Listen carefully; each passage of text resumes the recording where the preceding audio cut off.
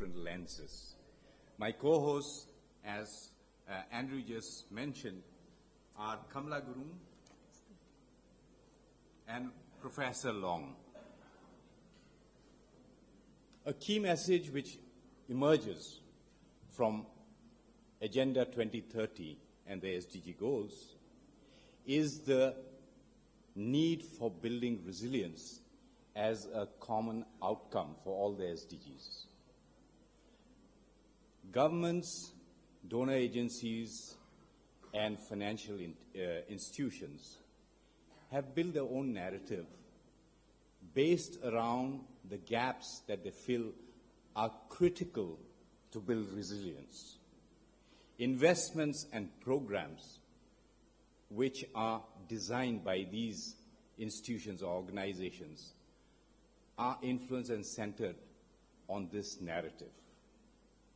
How effective the action is going to be depends on how accurate the narrative building has been. And for mountain communities, it's very important whether those narratives have been sensitive enough to take into consideration the mountain specificities, particularly gender and inclusion. This session, we would like to have a glimpse of what are those narratives, looking from different stakeholders' perspectives. The session would be chaired by Dr. Hans Onni, who I would like to invite to come on the dais as well.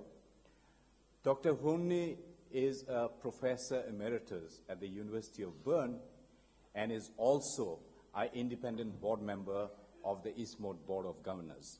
Please let us welcome. Friends, we have a sizable panel. There are 8 panelists, and we have tried to draw these panelists from the different stakeholders from the different walks of life to give you a glimpse of what are these perspectives as we go from the ground all the way to the global agencies. So I would like to start inviting the panelists, starting with Ms. Bharati Pathak. Ms. Pathak, please come to the stage. She is the General Secretary of the Federation of Community Forest Users Groups, or FECOFEN, from Nepal. And she brings in the perspective from the ground, a reality check, if you like. I would like to invite Dr. Nambi Appaladurai, who is the Director of Climate Resilience Practice in the World Resources Institute. The World Resources Institute is one of the institutions who has been at the forefront of looking into resilience. And he would bring in the conceptual framework that WRI works from. The next panelist is Dr. Uttam Kumar Sinha. He comes from the Institute for Defense Studies and Analysis, India. Now, you might be thinking, what is someone from the defense studies doing here? Well, mind you, when we talk about resilience building, a very important aspect is the dimension of conflict and how that can influence resilience building. There's also the whole issue of security, and this is what Uttam brings in this panel. I would like to next invite Dasho Pem, who is the governor or the Zongda from the Sirang Zongkha in Bhutan. She brings in, again, another perspective from the ground. How do the administrators, the people who are behind ensuring that the support is there, what is their perspective? What are their challenges? Following her is Dr.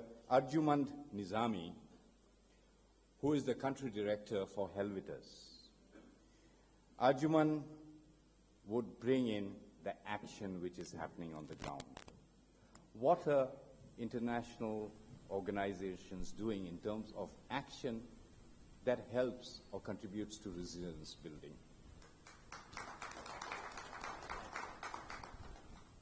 When we talk about resilience building, is, as Dr. Molden pointed out, as Dasho, the secretary from Bhutan, pointed out, we are actually doing it for the people who are our future generation. And it is critical that we have a perspective from the youth. And to give that perspective, I am very happy to invite Ashra Kunwar, who is one of the champions, youth champion from Nepal. Ashra is doing her environmental sciences master's, but she has many other qualities. She's a very passionate actor in climate resilience, and she's also a songwriter and singer, and she has the all-women's band in Nepal, which is JOT, J-O-T.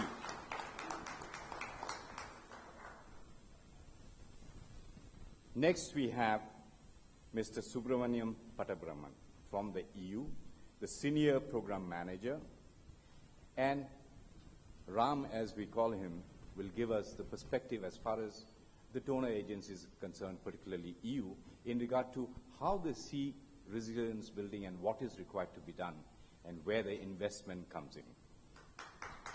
And finally, it's my pleasure to invite Dr. Kazuhiko Takeuchi, who is the chair of the board of directors of the Institute of Global Environmental Strategies Asia Pacific, based in Japan. He would be bringing in a perspective in terms of what are the mechanisms or what are the approaches that we can have for resilience building through regional cooperation and global cooperation. I would also like to introduce our rapporteurs here. We have two of our colleagues from ICIMOD who are doing the reporting. Please. And they will be taking the notes and ensuring that we capture all the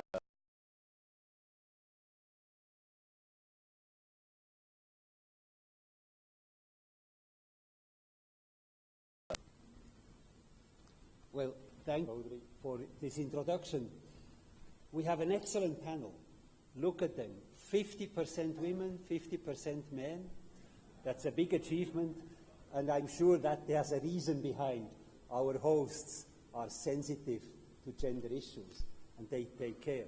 I'm very, very happy with this composition of the panel, not just in gender, but also in backgrounds, in experiences, in plurality. Plurality of contexts, plurality of people, plurality of institutions. That's the theme of our panel. It's the third panel, and we may wonder, is this conference only having panels at all? In fact, I tried to count them.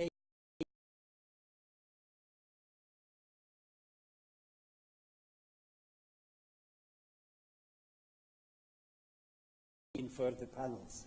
So this panel, and I read it to you from the program. Now is the good achieving in the Constitution. Constitution has recognized the women rights over the property, land, and other natural resources. This is the good achievement and big achievement highlight to the Constitution. We are pushing, we are advocating all over the political party and the other organizations.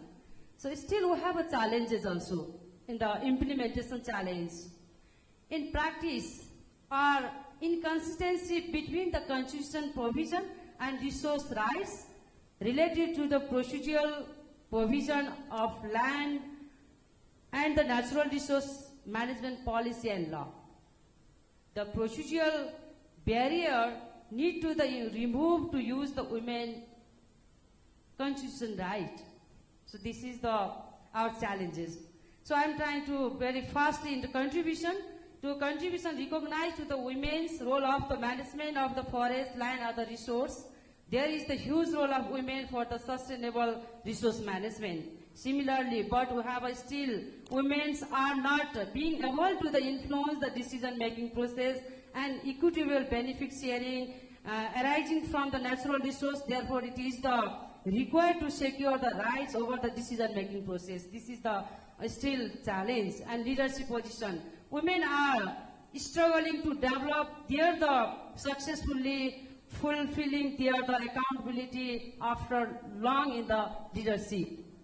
So there is the very limited opportunity to with the women's develop. Therefore, dedicated resource need to allocate it for the capacity building and the awareness and other things and the support to the economic empowerment. This is the challenge. And another, the economic income generation, I am going to final. The community forestry in Nepal has supported to generate income for the women.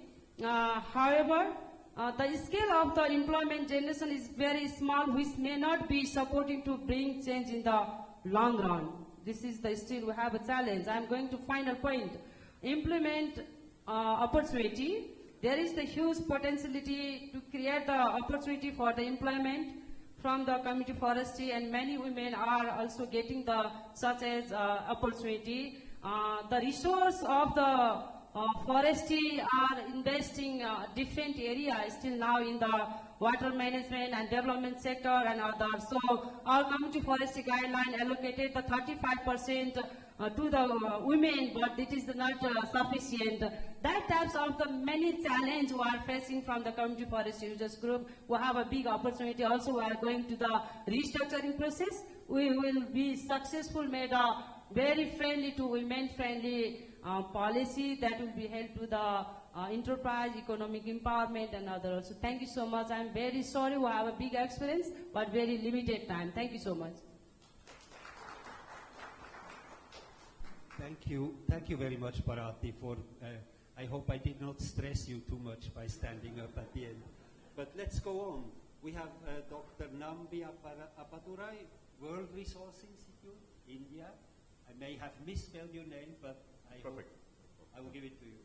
To be a point to note for the organizers, we need be more democratic. We need to have Swiss chairs across the panels. It's important. It's something we should take note of. Mindful of the time, 5 minutes given to explain the 50 components of the framework, resilience framework, and 50 different frameworks that are existing.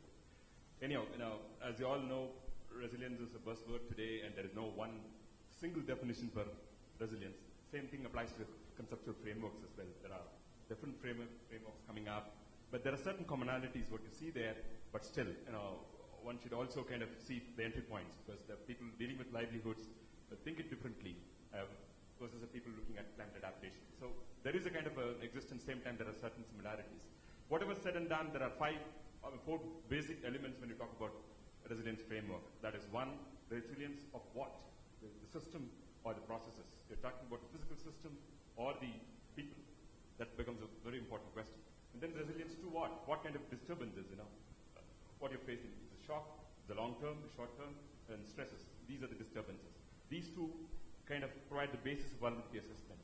And moving on to the third element, which is the capacities. That is capacities of handling these disturbances.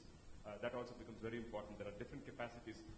We always talk about the adaptive capacity, which is a function of different things, like finance, technology, social capital, and institutions. So one should be mindful of the entry points again there. What capacity is lagging, to what resilience, what end we are working. Accordingly, we should look at the factors. And then the final one, the responding to disturbances. There are different ways to kind of react to things. This essentially means the kind of interventions what we design. Maybe morning we talked about bouncing back, bouncing forward, bouncing for better, bouncing to stay in the same place, pre-existing conditions, and then sometimes the interventions also we see that collapse. So there are different ways of looking at it, but then there is one thing that is very clear: there are new normals. We are not going to, given the conditions, the kind of complexities in which we operate today, we are not going back to the same place. That's very clear from all the studies, and we've seen that. So one has to be prepared for that. So again, frameworks are just guiding documents. Unless it is informed by the ground truthing information, what we generate from the field, not going to be very helpful. One should be mindful of the fact. That's why the evidence-based research is very important.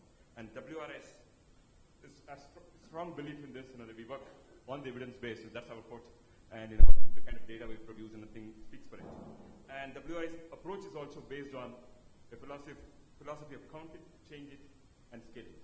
And count it, very much focuses on the data part of it, the information part of it, and then the change is largely to do with the processes, stakeholder consultations, influencing policies, based on our own analysis, what we get, the independent analysis, research analysis, feeds into this process.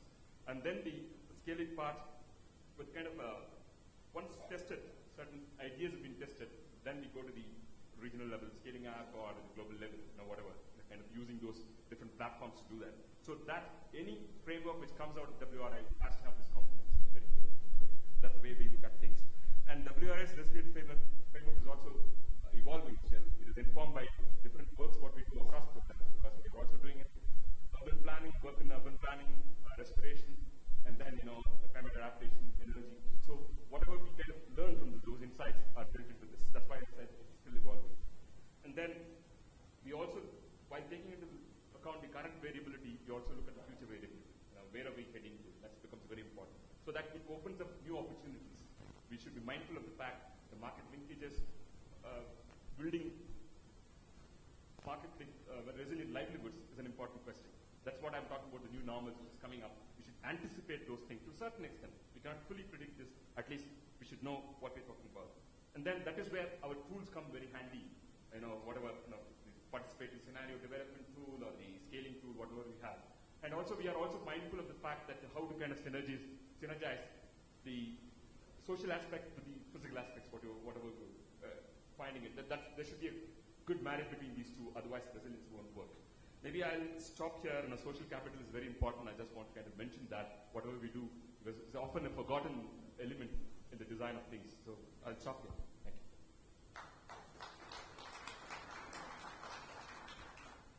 Thank you very much, Nambi, not just for your presentation on WRI, but also for keeping the time, of course. We go on. Uttam Singha, Dr. Singha from IDSA, please, what is your perspective of resilience? Thank you very much, ICIMOD. Pleasure to be here. I think undoubtedly we are living in a very interconnected world where risks and vulnerability are defining both the states and the society. And therefore resilience is going to be a very important part of policy framing, policy initiating, and policy planning. So that's an undoubted element to it. We are also living in an age of uncertain knowledge, put it in a much more simplified way. And therefore, to understand this interconnected world, there's a severe epistemological challenge. What kind of knowledge are we dealing with? Are those knowledge sufficient enough to drive policymakers to initiate policy actions?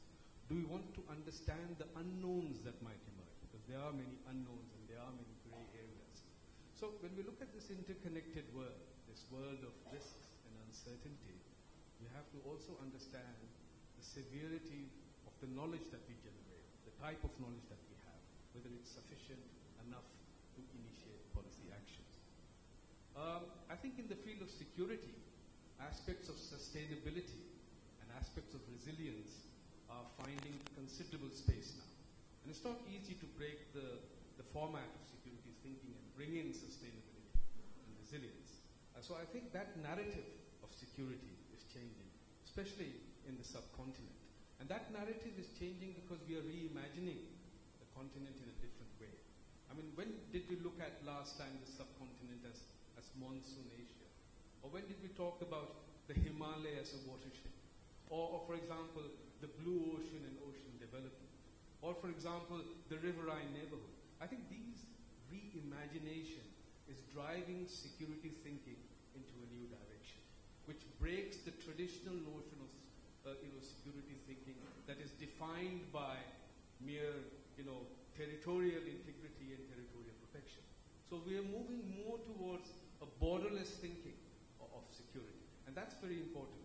Imagining South Asia, imagining this region in a very different light. I think words are also very important in the security context. Words define security thinking. And I'm glad that words like sustainability is entering into the policy lexicon, and not words like, for example, scarcity. No, scarcity drives security thinking into a different direction, into a direction of protectionism, into a direction of control, into a direction of possessiveness. When you talk about sustainability, it opens spaces for cooperation. It introduces knowledge that can link up society and the state into possible profitable action. So I think words are also very important. The narrative that defines security thinking. And I'm glad sustainability has done that. And I'm further glad that resilience is driving security thinking as well. Remember, in India, in the next 10 to 15 years, we're going to invest hugely in the infrastructure. In the next 10 years, we're going to have energy output doubling what it is today. We're going to build road which is 50 times bigger and wider than what we're doing today. We're going to have metro line which is going to be 6 times more than what it is today. We need to bring in resilience-induced planning into all these infrastructure projects. And as we do that, we become that much more robust and that much more solid. But even in the regional framework, if you look at our own sub-regional context in which we are framing now the regional politics, you'll find aspects of sustainability, ecosystem management, a sort of borderless narrative emerging into this framework. And I'll be glad to say that I come from a very hard security institute, and we recently had a 1.5 BIMSTEC security dialogue in which we introduced ecosystem management in the regional context. And to have someone from ICIMOD coming to IDSA to share that knowledge and to make security and policymakers think differently was, I think, a real icebreaker. And I think we need to move forward on this. We need to shape the narrative. We need to introduce new words into the security lexicon. We need to make security planners and thinkers think differently. And that's, I think, the real outcome of such kind of things. And that's where resilience and resilience building becomes an important and integral part of security planning in the future.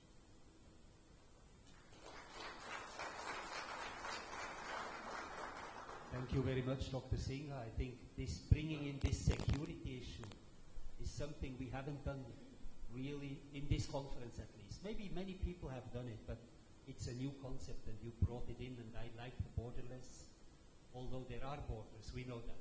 But still, thinking without borders is so important. I'm going on. Next is Mrs. Dasho Nangwan Pen from the government of Bhutan.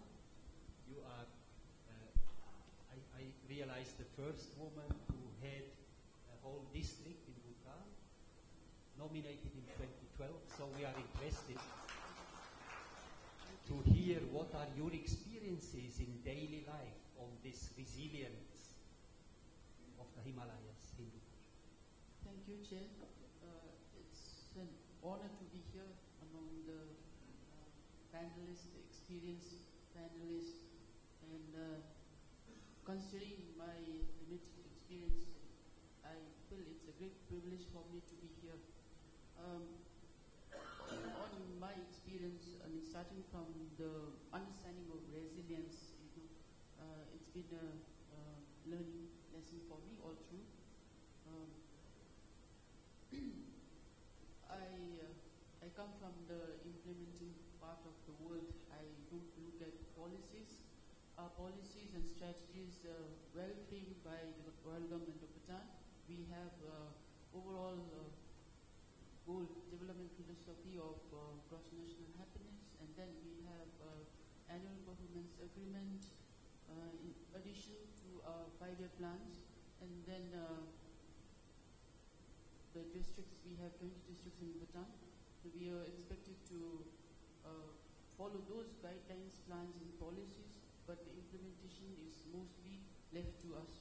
So there, I was thinking that, through my experience, if we really need to help the communities, we have to look at the policies first, and then also at the needs of the people, the rural folks in the communities. We may have very good, excellent policies imported from elsewhere, knowledge, but then we really, the foremost thing we need to do is to look at the needs, understand the real needs, actual needs of the people that we serve in the community, and we need to match properly the policies. Somewhere we have to come in the middle, in between the people's needs and the policies that we have. among the many policies and strategies that we have, the sectors that contribute towards the resilience building, looking at the potential for poverty reduction, alleviation, then the youth employment. Personally, I've taken interest in the youth skills development, and then also looking at the gender part. So we may have many policies, but to get going, to move forward, or let me say, for a transformational change, I thought it was better to focus on two most important areas, like the youth and the women. And then we have considerable potential in agriculture and livestock. So in the particular district where I work, we have high potential for agricultural, increasing agricultural productivity and production, and also the livestock sector. So through those two sectors, we have been able to help women, the youth, and the rural communities build resilience. And right now we have a small project funded by ICIMOD. It's the Rural Livelihood Enhancement Project, the climate and also climate adaptation. It's coordinated at the central level by the Ministry of Agriculture and Forest, and then implemented by Seram District, that's where I work. And then there we have, I must say that so far the outcome that we have achieved, the results that we have at hand right now, is quite remarkable, and we have really helped the community generate income, then also made them aware of many issues, and plus the challenges that we may face in the future. I'm not disturbed by the thing, but let me say that it's important to focus on prioritize and focus on the most important issue that that may make a difference to the communities. And I don't know how I may not have really put it through, but that's what I feel is important for me and the community that I serve. And I'll keep on moving forward. Maybe that's resilience for me and the community. Resilience for me, it's moving forward no matter what, come what may. Let's move forward. Thank you. Thank you very much, Dasho Kawangpem, for your contribution from Bhutan. So we go next, we go to Pakistan. There is Dr. Arjuman Nizami. You are country director of Helvetas, which is a Swiss NGO everybody knows here in the Himalayas. So we are eager to know what is Helvetas doing on resilience in Pakistan and maybe elsewhere.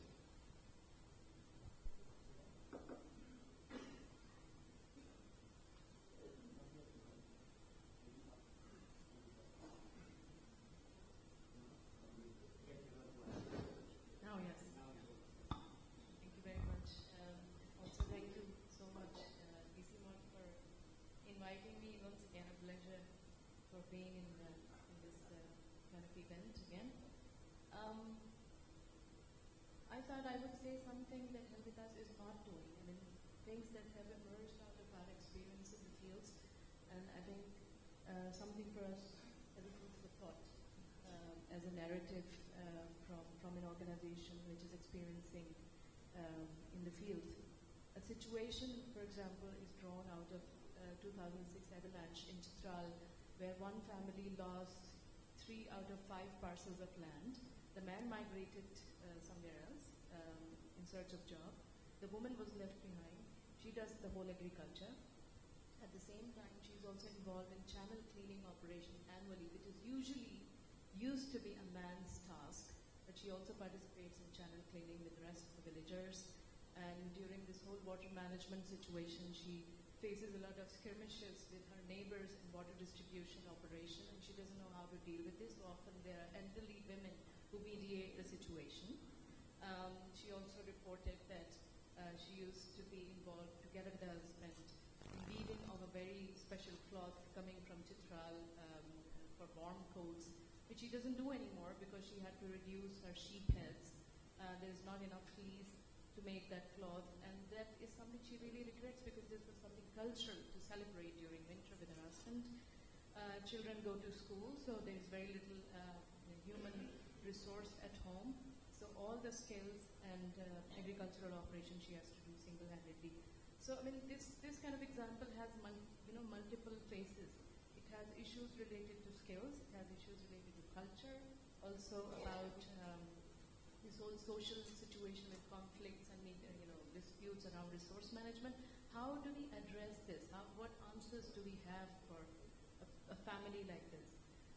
I feel that we need adaptation or resilience pathways which address a bundle of vulnerability issues.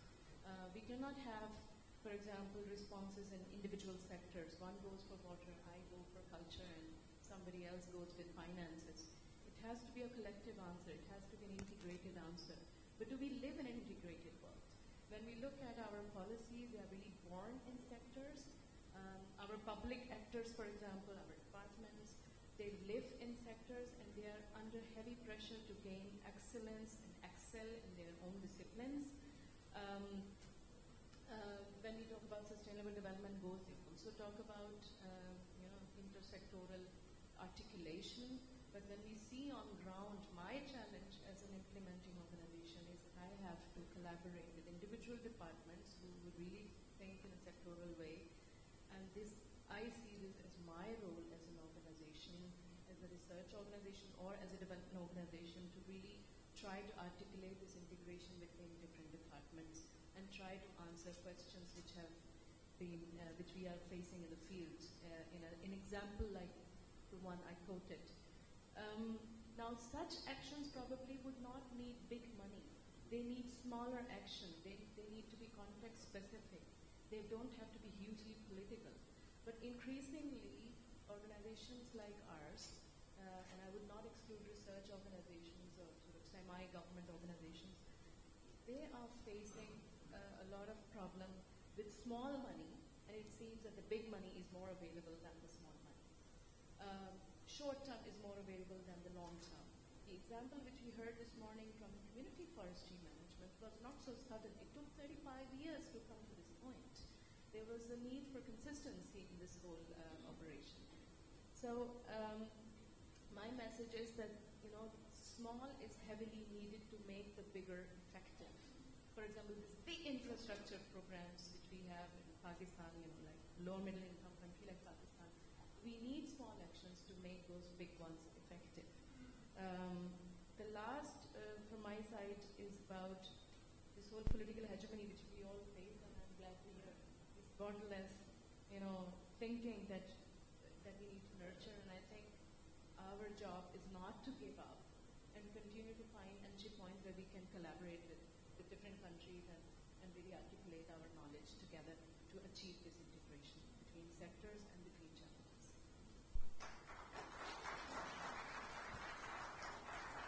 Thank you very much, Dr. Arjuna Nizami, for your contribution. We go next to our sixth contribution by Ashraf Ulvar. I'm wondering how did resilience come across you so far? First of all, thank you so much for inviting me here. Thank you so much, ICIMOD, Dubasar. For me, resilience is important because resilience is something that everybody should know about. We know that.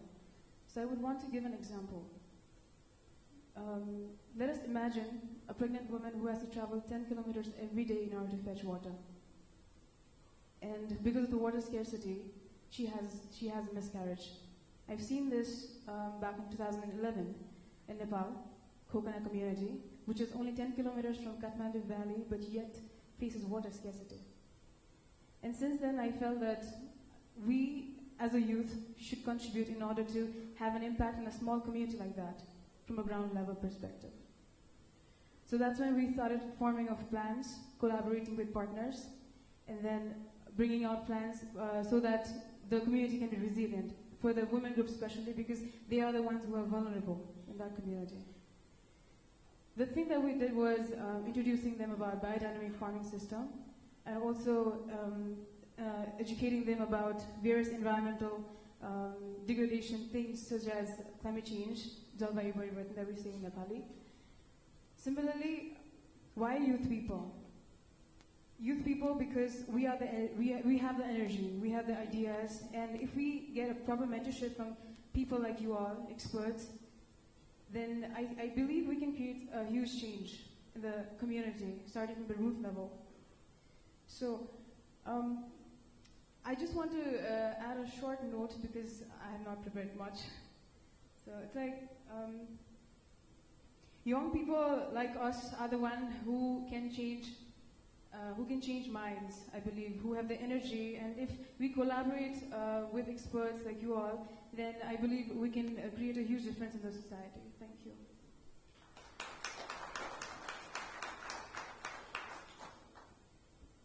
I like your statement. Young people can change minds. That's so important. We also hope to change minds, but we know, we are outgoing. You can change minds by persisting.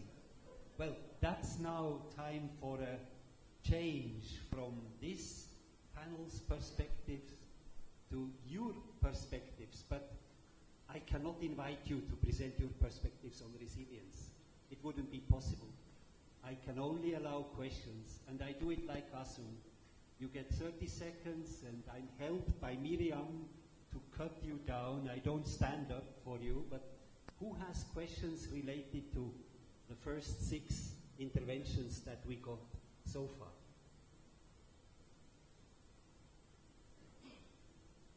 There is one lady in the background. Where are microphones? Please go there. There.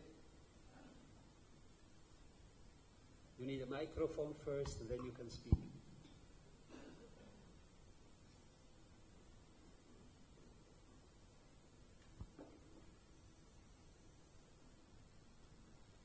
Thank you very much. I'm from India, and my question is for Mr. Sinha. What you said resonates a lot of hope. My question is, it would need a lot of structural changes, especially in terms of when we think about a borderless world, it also will mean engaging with people. And would the defense, for instance, have the preparedness to have those kind of changes? Thank you very much for your question, and it was good to address somebody, so you know that you are having to respond. Who else would like to say something? Please.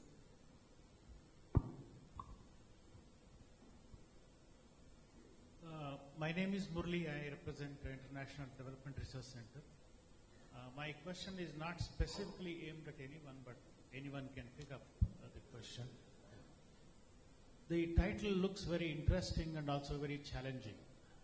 The question is, when you're talking about plurality of ideas, but when you come to the policy level, most pluralities get diffused into 1 or 2 ideas. And how do you prioritize? I mean, this because of prioritization that we do. And if we have to take the real intent of the various communities that people have talked about, how do you make everybody's ideas count? This is a challenge. Thank you very much. That's to all of you. Next question. Please, in the very back. Thank you very much. Thank you so much. Huh? You are first. And then Thank you.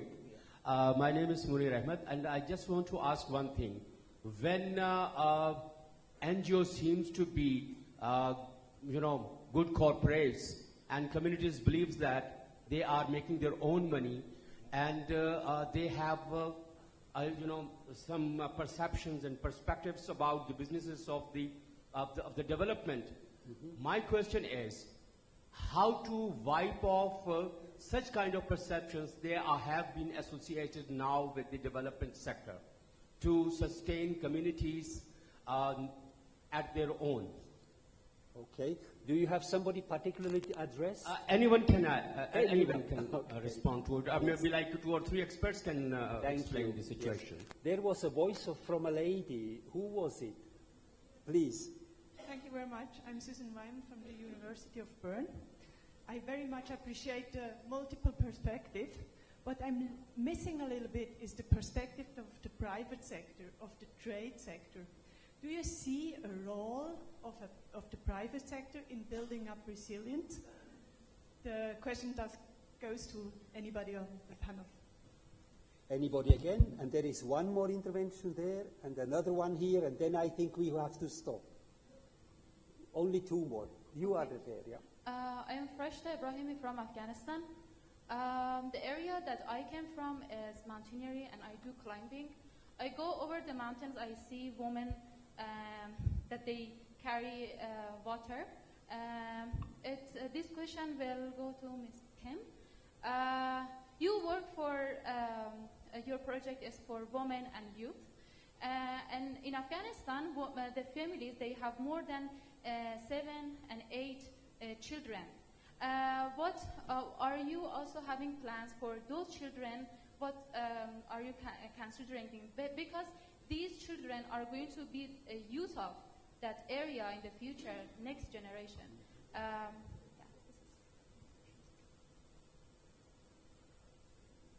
Thank you very much. Again, addressed specifically? No, actually, I don't mean, my question is not if there's any plan in Afghanistan, but I want to hear if they are having plans, any strategy for their own place. Just I want to have some ideas.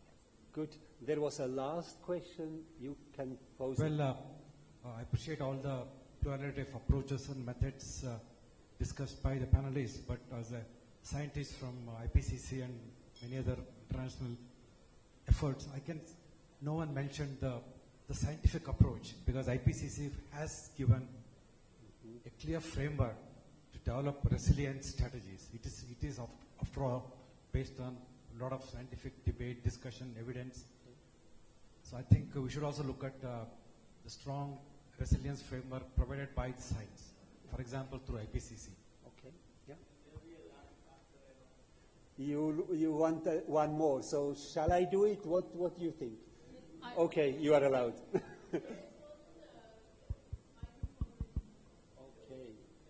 Now 2 more. That means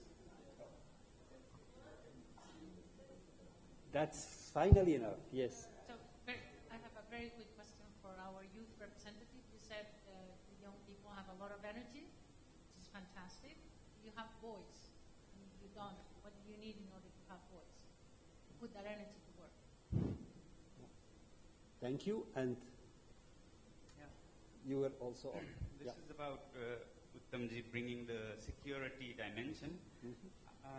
I've been thinking a lot about how to face up to the challenges of climate-reduced disasters like glacial lake flows and things, and to diffuse each lake costs $2 to $3 million.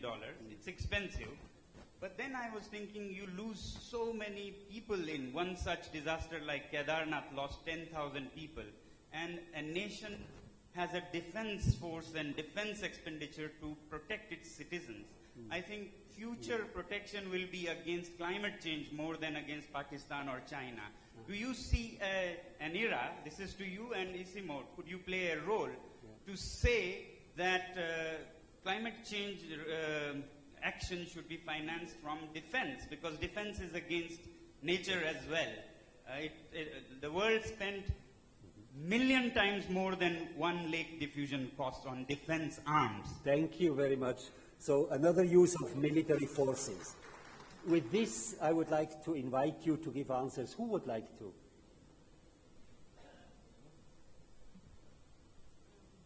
I'll pick up the policy question, and I think there was one more. Perceptions. I think the policy. Sorry.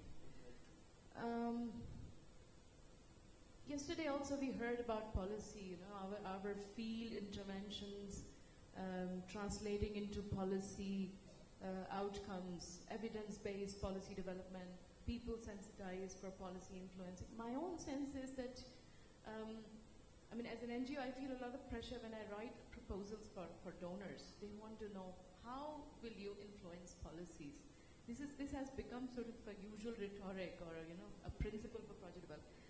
Can we live without that? Because policies are policies, and all governments are making policies. It depends on what we make out of policies. How do we live them? And how do we bring integration through our action? Let the policies be in these sectors and be sort of homogeneous in themselves. But I think the integration has to come from the actors themselves. The second You one have to go very quickly because you have 3 more minutes only for all questions. Okay. The perceptions, I think perceptions probably may be negative or positive about many actors. I think we need to go beyond that point and really prove ourselves from our actions. I think that's the only answer.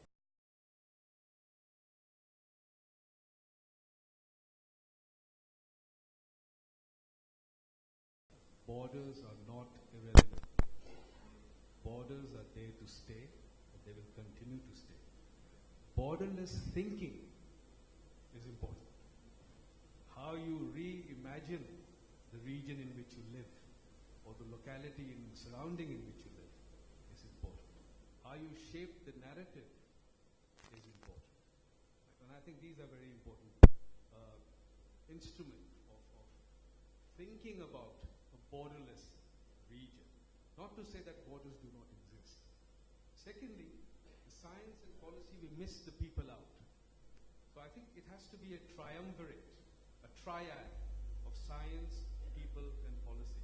And let's not discount the people's thinking, the people's participation, and their active involvement in it. Again, in terms of research and policy, very quickly, I think we do not need to preach to policymakers. We need to give them options. We need to make them understand the kind of trade-offs that they will have to do in policy-making exercises. I think that's very important. Thank you very much. I want to respond to Murali's question. At least make an attempt to say that.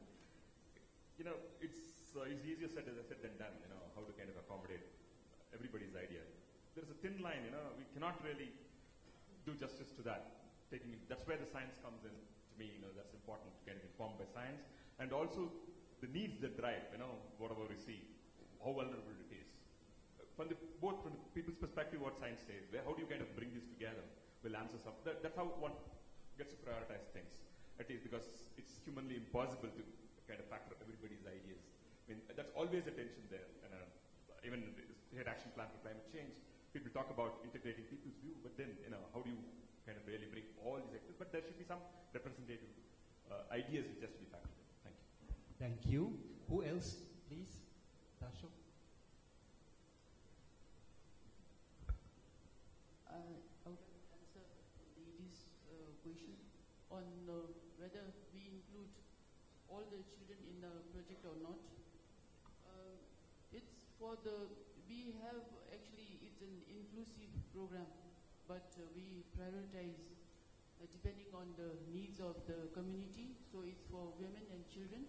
And then we mostly, on the youth part, we mostly look at the school dropouts, children who are not able to continue with their studies.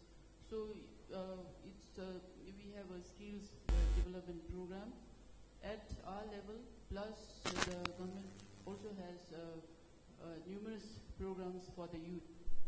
So, and one of the challenges, one of the issues that we face, and it's in the country also, is rural to urban migration. So right now, what we are doing is we are looking at the sustainability level, the livability, where we have many empty houses in the villages. So how do we retain these people, especially the youth, back in their homes? So that's where we focus on the youth. Our program also has some landscaping, the beautification, the facilities, infrastructure building. So we try to have all those in place so that we can have a youth, especially the unemployed youth, staying back in the communities so that they can help their parents at home, plus in the end it benefits the whole community. Thank you. Thank you very much for this intervention. May I give you, Bharati, for your answer?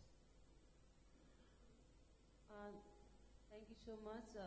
I'm going to respond not so much all panel are responding, especially we are working in the policy making process from the FICOFON.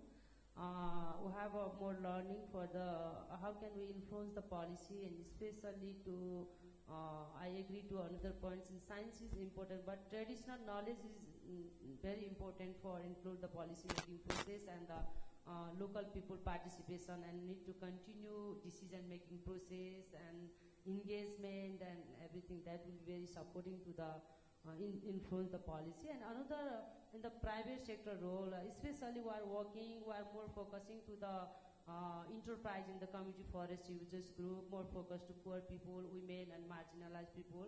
We need to the technical support and the producer group product need to market access to, but they're very poor in the and the many producer group are product to the local product, but they are not going to the market easily, and that way is the very important role for the private sector. Thank you very much. Thank you very much. Really very practical ideas how to make it realized. Ashra, would you like to answer as well? Hello. So I had been emphasizing on a sentence like energy, you know, like we youth have energy, but I would like to also say that it's not just the energy that we need to have. We need to have proper collaboration, and also the youth are supposed to know what's going on in the country, the government level, the policy level, and the laws that's been formulated in the country. They have to be updated with whatever is happening in the country in order to bring up with the project idea. And along with that, collaboration is, I think, a major thing that they should keep in mind, and so that it will be sustainable. Thank you. Thank you very much. I'm sorry we did not answer all your questions, but at least I think we go on now. We have to. And I would like to give word to Subramanian Pattabiraman from the European Union. Maybe you could address a little bit, where are your investments going on in future? How do you want to make Himalayas more resilient from the side of the European Union? Thank you so much, Chair. And thank you for giving these, separating the different category of animal that we are. And thank you to ICIMOD for it's a pleasure honor for me to be part of the event as well as the panel. And the reason why you separated was helpful for me is like we don't have perspectives. Donors, I don't think that have any perspectives on their own. We support the perspectives what is being shared by each and every one of them, whether it is research, whether it is community action, whether it is public engagement with government in terms of implementing national programs or engaging with youth. So that's what we are into it. So we support multiple perspectives, and we want, there is no single one size fits for all. So we need to have this plurality evolving. So that's where I find like organization like EU or other donors should do in terms of bringing this perspectives on board to have a resilience inbuilt in all forms of action that we do. In terms of your question to what we do and what we look forward, see, out of 8 countries, the HKH countries, except for India and China, EU is intensely engaged in all the 6 of the countries, like Bhutan. We have a good collaboration with the government on agriculture and local governance. In Nepal, I think you might have heard yesterday from the ambassador's speech that we focus here on water, climate change, education, budget support program. And same thing in other countries like in Myanmar, in Bangladesh, except for India and China, because we phased out the bilateral cooperation. In terms of opportunities, the ongoing engagement with the government in these countries, how do we see that opportunity can be explored to, to have in this regional framework is one. And second about, we have other Director Generals, like we have DG Clima, which focuses on climate change. We have research and innovation. Horizon 2020 is one flagship program which has funding opportunities. We have Global Climate Change Alliance, which is one global initiative. There are specific opportunities. And we have supporting civil society organization either through call for proposal in country or some of the regional programs that we have, like Switch Asia, which is focusing primarily on sustainable consumption and sustainable production.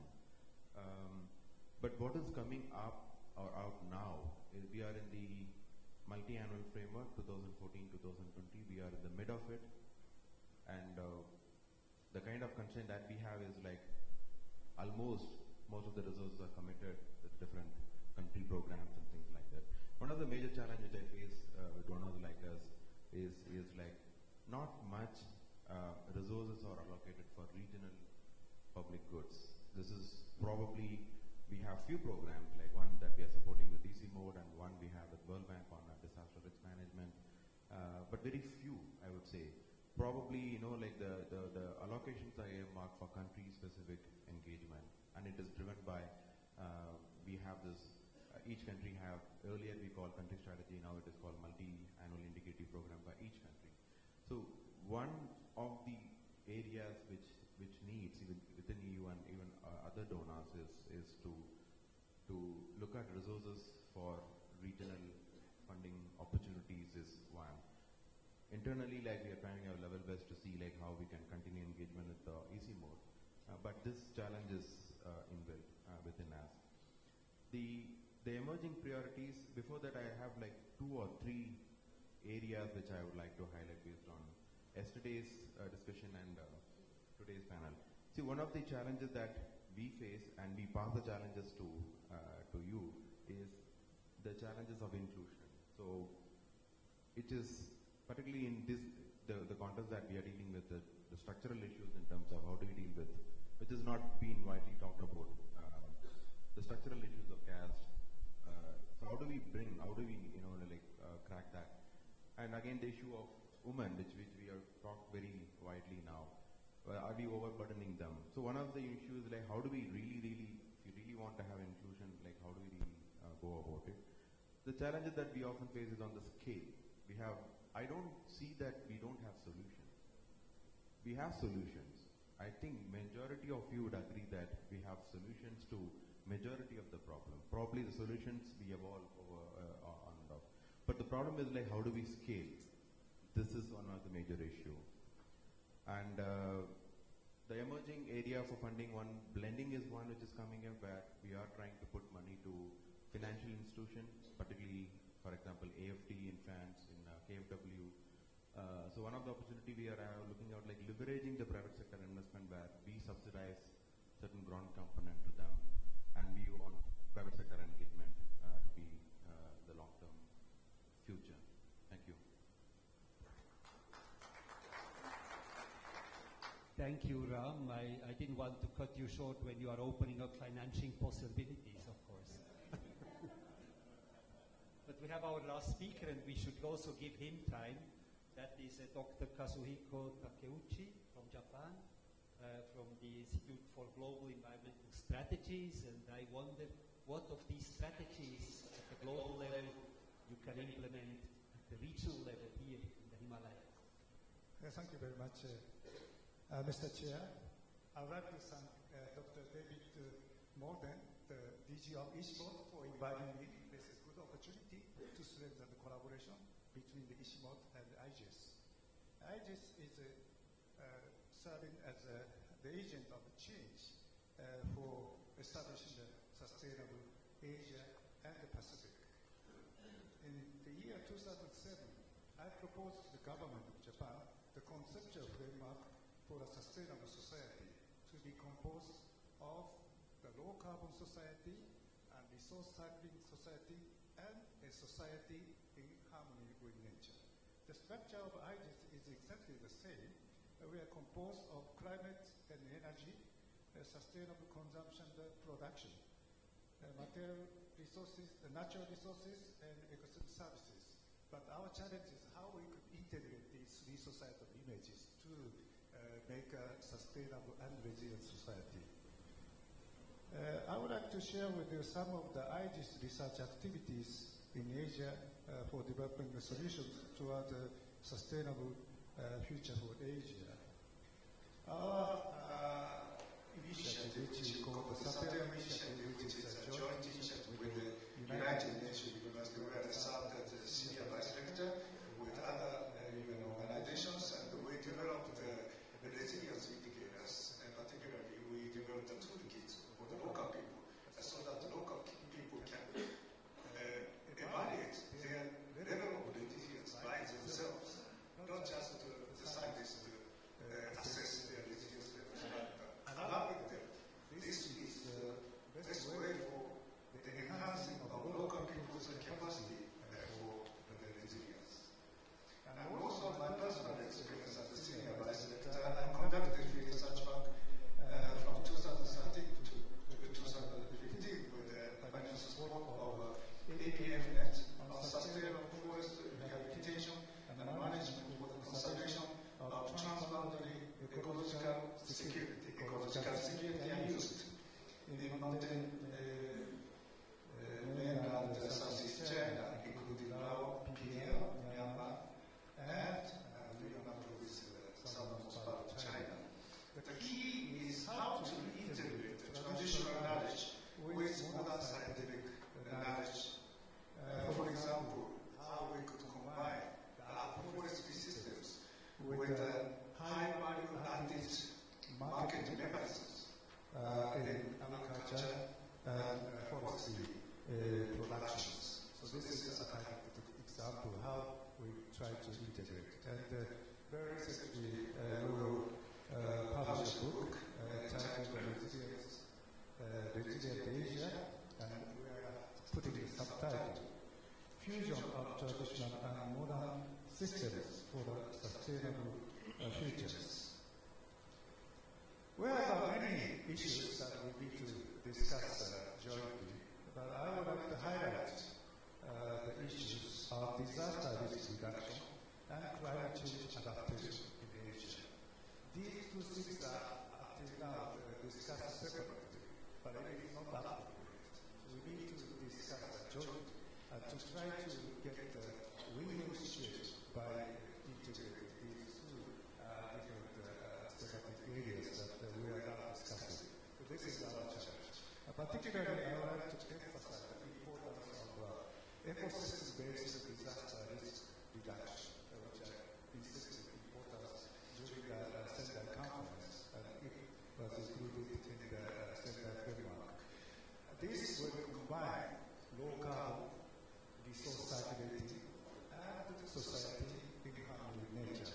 We have a lot of things to do, and we are hoping that we could further collaborate with the ICIMOD and other organizations for creating of the sustainable and resilient Asia in harmony with nature. Particularly, I would like to emphasize the importance of co-design, co-creation, and co-delivery of knowledge. And therefore, I very much support the idea of including the society with the science policy interfaces. And we need to strengthen the links with the society. This is my last comment that I will share. Thank you very much.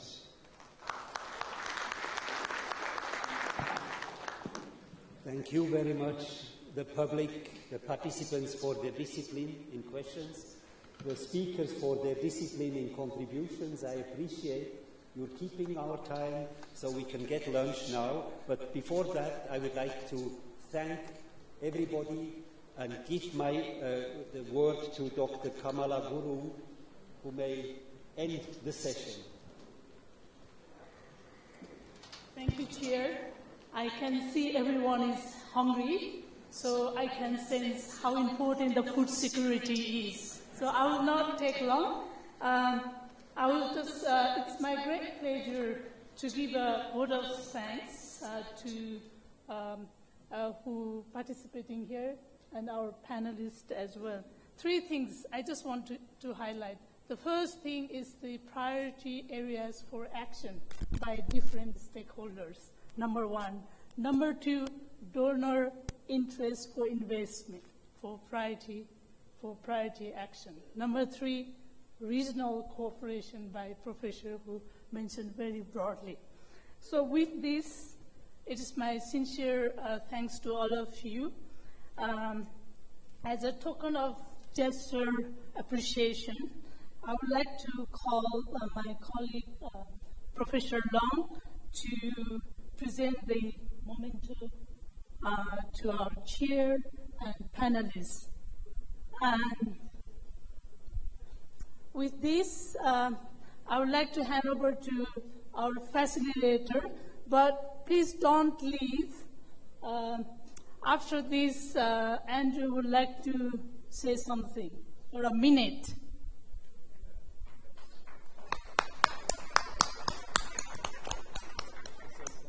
Yes. Yeah. I don't need a minute. I learned a lot in this session, and I have noted a lot of questions that for me are open issues, and I think there was a start of the what questions by Dr. Nambi Apadarai. You were the first one to say what is resilience and so on. So I wrote down what are what's, what do we speak about? What people are have to be included? Everybody, of course, but to what degree? So these what's are accumulated in my brains, and I don't want to communicate them to you one by one. It just means that we have, even if there are indicators of resilience existing, there may be more questions among us than answers. And the next afternoons, we will have an opportunity to get into more detail and to discuss these in the other panel sessions that are to follow. With that, I close my intervention as well. So, can I keep you? Thank you very much indeed. A final round of applause for our distinguished panel. So, can I keep you just for one moment? I've got a few announcements that I've been asked to make. First of all, please, if you haven't already, download the conference app.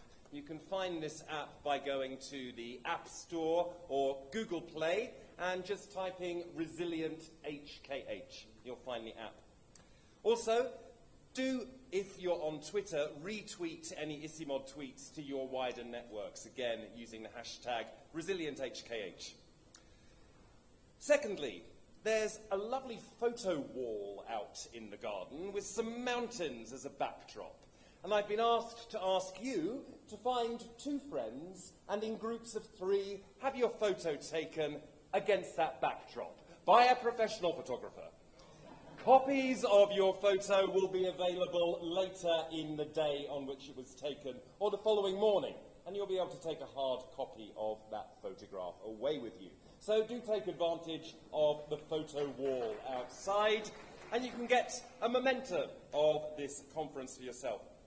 I've got a slide for the plenary rooms this afternoon, which we'll put up in a moment, but this information is available on the screens around the building and also at the registration desk. We'll put it up here in a moment. So let me just tell you what the first session is. This is the parallel session this afternoon, Leveraging SDG Consistent Mountain Priorities, Part 1. In here will be the session on sustaining ecosystems and biodiversity. That's in this room. So if you want to attend sustaining ecosystems and biodiversity, come here. In the Nanda Devi Hall, which is on the 2nd floor of the main building. 2nd floor of the main building, Nanda Devi Hall, ensuring water security. Right now?